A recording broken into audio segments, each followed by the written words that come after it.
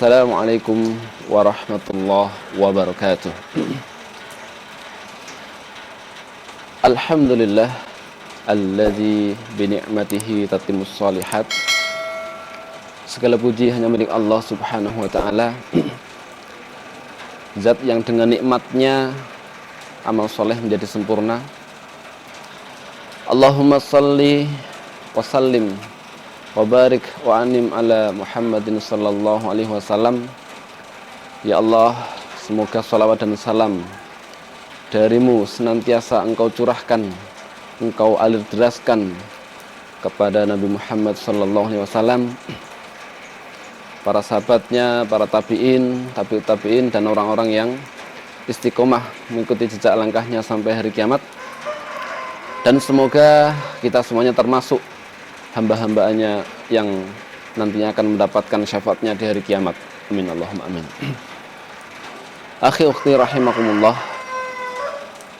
Satu hari sahabat bertanya kepada Nabi sallallahu alaihi wasallam, "Ya Rasulullah,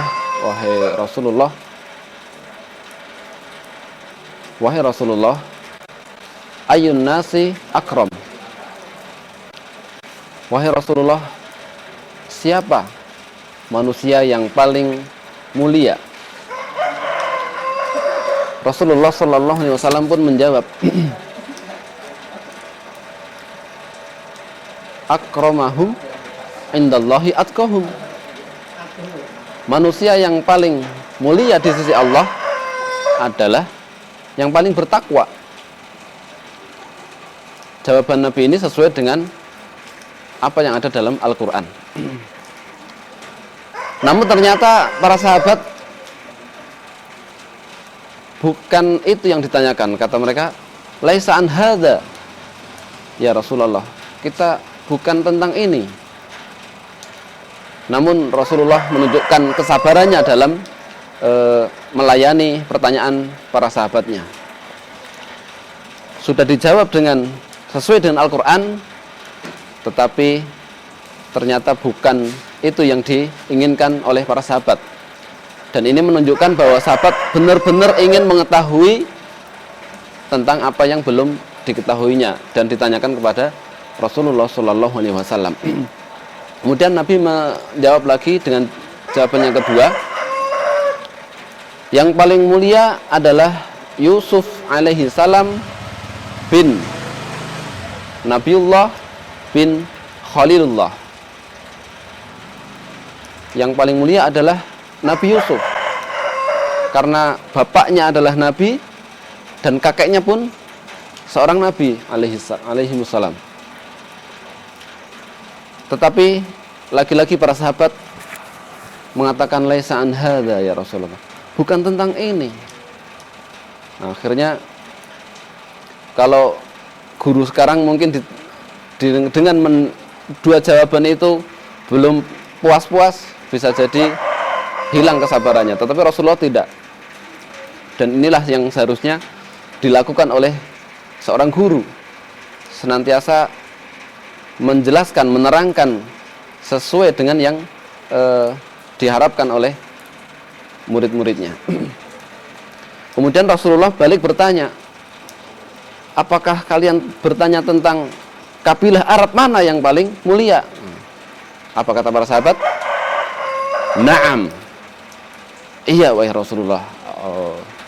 Kalau begitu, yang paling mulia adalah ketika di masa jahiliyah dia sudah mulia, sudah baik, dan ketika masuk Islam pun menjadi seorang ulama. Contohnya seperti Abu Bakar, contohnya seperti Umar, contoh seperti Utsman, dan contoh lagi seperti Ali. Mereka semuanya ini sudah nasabnya mulia ketika masa jahiliyah, perilakunya baik, akhlaknya baik, kemudian ketika masuk Islam jadi ulama.